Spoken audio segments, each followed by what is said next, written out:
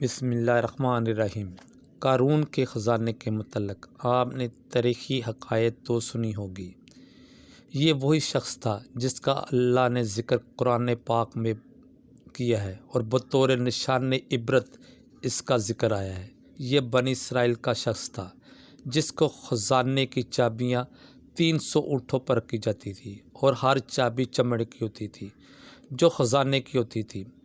इंसानी तारीख़ गवाह है कि इतनी दौलत किसी को भी नसीब ना हुई थी जो क़ारून को नसीब हुई थी। क़ारून हज़रत मूसा अलैहिस्सलाम के चचा का बेटा था। वो नहायत ही खूबसूरत हसीन जवान था, इसीलिए लोग उसको मुनव्वर कहते थे। क़ारून जवानी ही में नहायत ही बाअखलाक और नेक शख्स था। नीज़ तौरात का बहुत बड़ा आलम था क्योंकि उसकी परवरिश हज़रत मूसा अलैहिस्सलाम के ज़ेर साया हुई थी, इसलिए वो किताब का इल्म भी रखता था। मज़ीद अच्छी आवाज़ का मालिक था। वो तौरात की अच्छी तिलावत किया करता था।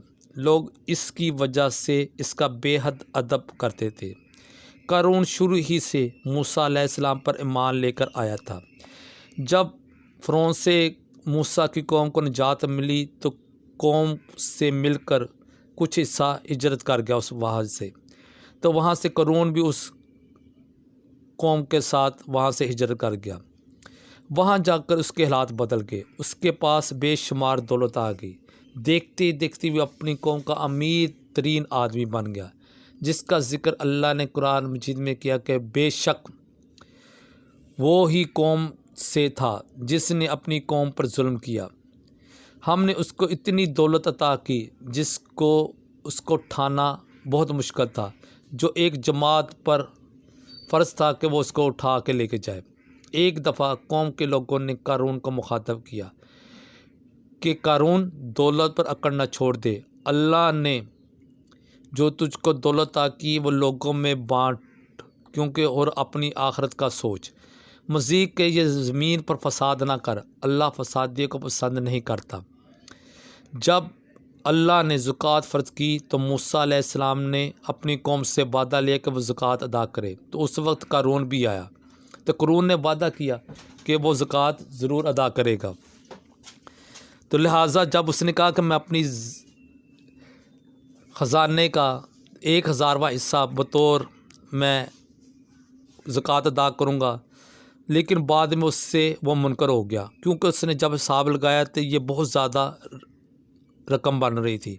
तो उसके दिल में हिर्स और लालच आ गई, वो ज़कात का मुनकर हो गया। तो उसने अपनी जमात के लोगों को जमा किया और एक साजिश रची और उनसे मुखातब होकर कहने लगा कि मूसा ने तुम पर कई अल्लाह के फ़र्ज़ जो हुक्म आते हैं वो तुम पर सादर किए हैं। अब वो चाहता है कि आपकी दौलत आपसे छीनना चाहता है, लिहाजा हमें ज़कात नहीं देनी।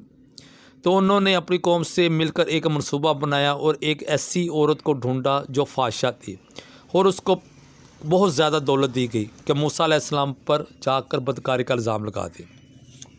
इस तरह वो अपनी कौम के मखसूस लोगों को लेकर मूसा अलैहिस्सलाम के पास चला गया और मूसा अलैहिस्सलाम से जाकर पूछा कि ए मूसा, बता ज़ानी की सज़ा क्या है।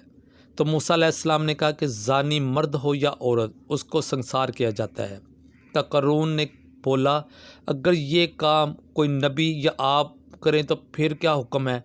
तो आपने फरमाया, ये वही हुक्म है जो अल्लाह ने आपके लिए और मेरे लिए सादर किया है, यानी उसको संसार ही किया जाएगा। तो फ़ौरन क़ारून बोला कि आपने फ़लाँ औरत से ज़िना किया है। आपने कहा कि उस औरत को मेरे सामने लेकर आओ।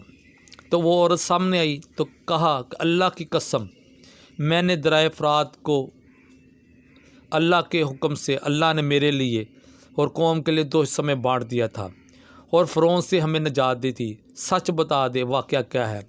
वो औरत अल्लाह के खौफ से काँप गई और लोगों के सामने साफ साफ कह दिया कि क़ारून ने मुझे दौलत देकर तुम्हारे ख़िलाफ़ बयान देने के लिए राज़ी किया है।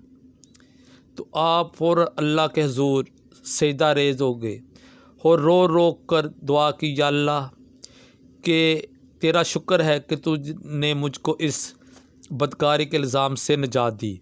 और अल्लाह का शुक्र अदा किया और दुआ की कि अल्लाह क़ारून पर